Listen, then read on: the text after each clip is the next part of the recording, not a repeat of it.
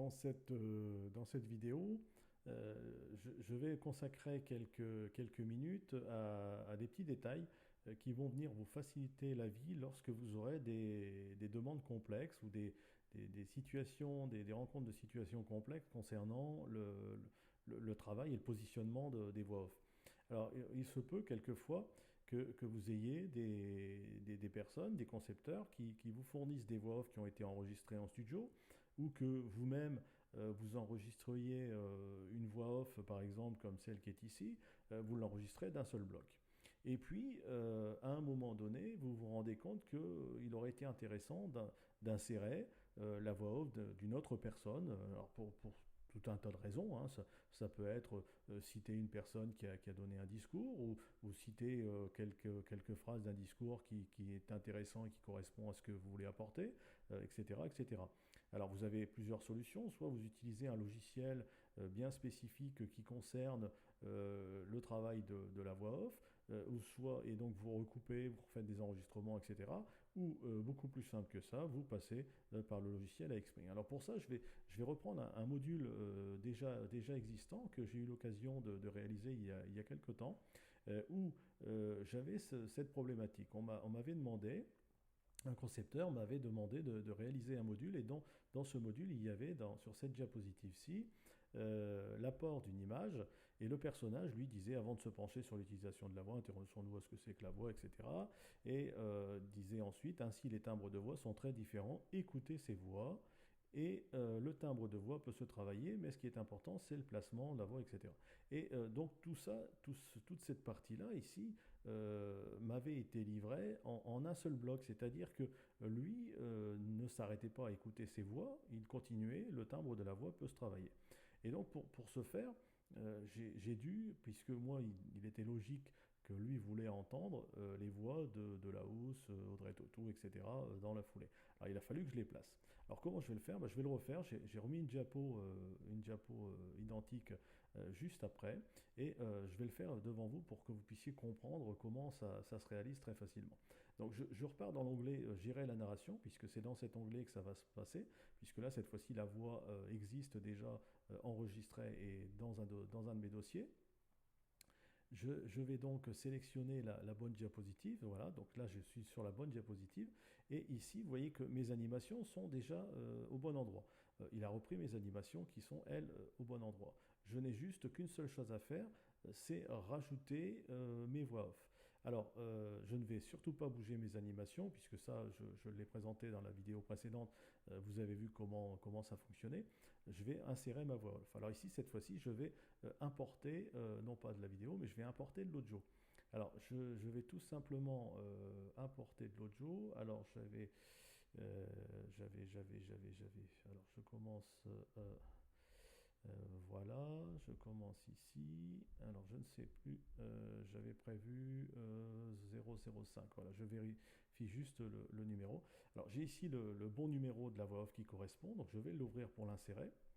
Et il me demande cette fois-ci, donc là je suis dans l'insertion de la voix off, il me demande si je veux le placer, le positionner au début de la diapositive, donc au début de cette diapositive, ou sur la position actuelle du curseur. Alors en l'occurrence ici c'est la même chose, mais j'aurais très bien pu avoir un curseur qui soit placé ici, et à ce moment-là emmener ma voix off à cet endroit-là. Donc moi je vais le placer au début de la diapositive dans un premier temps. Donc je fais insérer. Alors, alors je vais faire annuler, je ne sais pas pourquoi j'ai un souci là. J'ai un souci, voilà. Alors je fais donc sur la diapositive, donc je suis sur la bonne, donc je recommence, hein. Donc importer la voix, donc la voix c'est la numéro 005, positionner au début et insérer, ajuster la durée de l'écran, je vais dire oui, voilà. J'avais dû faire une erreur la première fois. Alors vous voyez qu'ici j'ai ma vidéo, enfin, ma voix off, pardon, je cherchais, j'ai ma voix off, et ma voix off, bien sûr, ne correspond pas tout à fait à mes animations, et ça, les animations, nous les replacerons ensuite. Par contre, je vais lire ma voix off, et je vais m'arrêter au moment où, souvenez-vous, il disait écoutez ces voix. Avant de se pencher sur l'utilisation de la voix, intéressons-nous à ce qu'est la voix. La voix est un véhicule, le véhicule du message oral. Elle varie beaucoup selon les individus en fonction des dimensions, de la forme et de la texture des cordes vocales, des os, des cartilages et des muscles. Ainsi, les timbres de voix sont très différents. Écoutez ces voix. Voilà, d'accord. Donc ici, vous l'avez entendu comme moi, il a dit écoutez ces voix. Ça veut dire que maintenant, je dois couper cette voix off qui est intégrée déjà dans mon diaporama et je dois venir intercaler entre les deux les quatre voix de Totou, d'Armon, etc. Alors pour ça, c'est tout simple.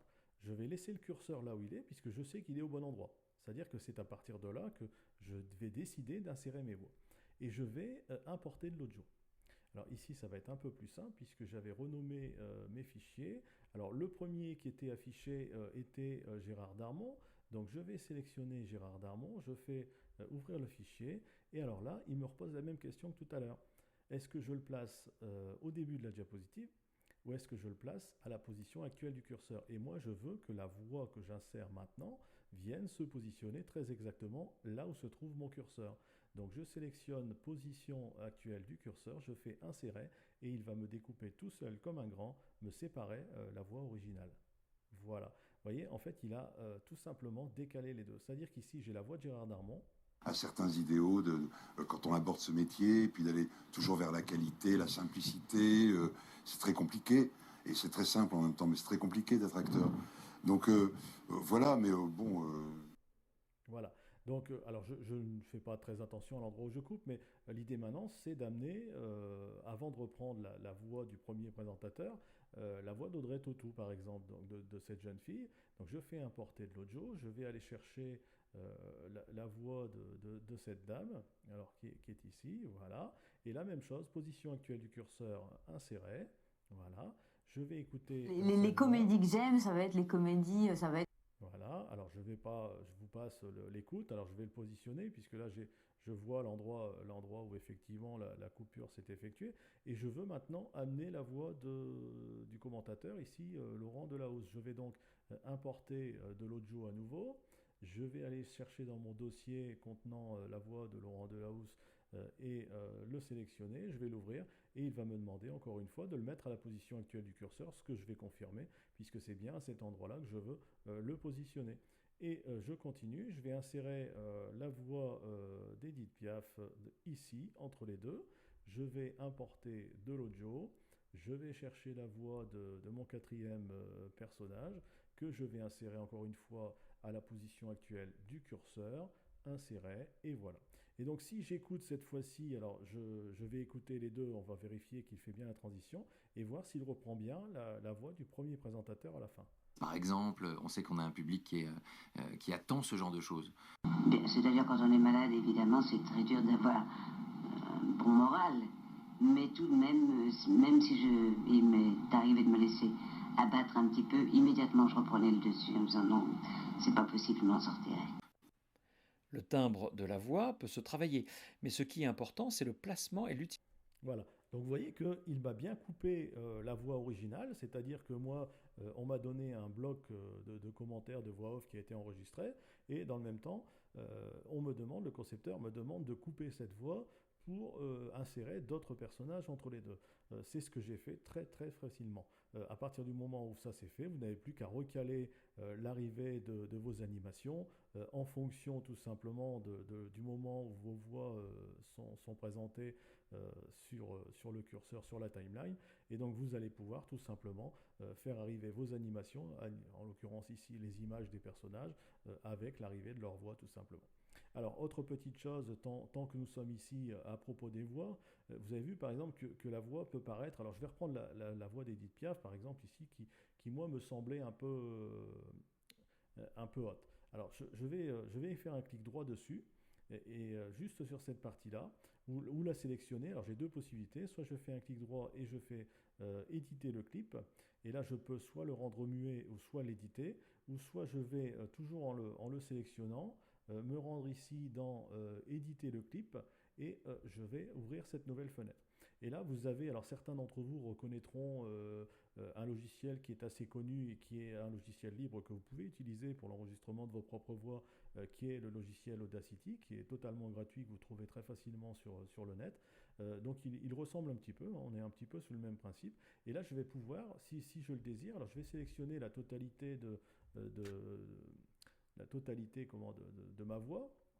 Et je vais lui demander d'ajuster le volume. Alors, le volume me paraissait un peu haut, je vais le réduire un tout petit peu. Alors, vous voyez que comme dans n'importe quel logiciel, j'ai la possibilité de réduire ou d'augmenter. Le problème, c'est que plus vous augmentez, plus vous avez de distorsion, bien entendu. Donc, je vais l'augmenter un peu, puis je vais écouter pour voir ce que ça donne. C'est-à-dire quand on est malade, évidemment, c'est très dur d'avoir un bon moral. Mais tout de même, même si je... Voilà. Vous voyez que l'intérêt, c'est aussi, en même temps, alors je vais recommencer, l'intérêt, c'est aussi de pouvoir... C'est-à-dire quand on est malade, évidemment, c'est très dur d'avoir un bon moral. Voilà, l'intérêt, c'est de pouvoir écouter la voix, écouter la différence de hauteur de son, de voix, en même temps que vous bougez le curseur. Ça, c'est pas toujours évident sur tous les logiciels. Alors, vous pouvez aussi, bien sûr, après zoomer sur la sélection, vous pouvez y mettre des fondus également, hein. Vous pouvez mettre un fondu en entrée, un fondu en sortie, par exemple, et vous allez avoir une voix qui va démarrer avec une progressivité et qui va se terminer également avec une progressivité. Vous pouvez le rogner, c'est-à-dire que vous pouvez découper, vous pouvez rogner une partie, vous pouvez insérer des silences. Par exemple ici, alors je vais sélectionner, alors il faut peut-être que je valide. Non, voilà. Vous pouvez insérer des silences, à certains endroits vous ne voulez pas de bruit du tout, vous insérez des silences. Donc vous voyez que vous avez quand même un logiciel, encore une fois, qui est quand même très complet parce que vous avez vraiment de quoi faire tout ce que vous voulez, y compris au niveau des sons. Les sons sont quand même des parties pas toujours faciles quand on n'est pas un pro du son, ce qui est d'ailleurs mon cas, hein. C'est souvent un peu galère. Et là, vous avez quand même un logiciel qui vous permet de faire un tas de choses assez faciles. Alors avec la vidéo, quand vous aurez de la vidéo, alors par exemple ici j'ai de la vidéo, alors cette vidéo elle n'est pas dans Xpring, elle est dans le PowerPoint, donc je ne pourrai pas la retravailler, mais vous pouvez insérer des vidéos et vous pourrez les recouper également de la même façon. Alors là on parlera, quand on voudra insérer des vidéos, on y reviendra, on parlera par contre des vidéos de commentateurs et non pas des vidéos que vous voulez faire visionner. Donc voilà pour cette partie concernant l'insertion des voix. Alors je ne vais pas sauvegarder. Vous avez vu qu'il est très simple d'insérer des voix à l'intérieur de vos documents Xpring. Et surtout, au-delà de ça, il est très très facile d'intégrer des voix différentes à des moments différents et en fonction aussi, bien sûr, après du calage de vos animations. Donc je vous retrouve, si vous le désirez, dans une prochaine vidéo pour continuer la suite de ce module.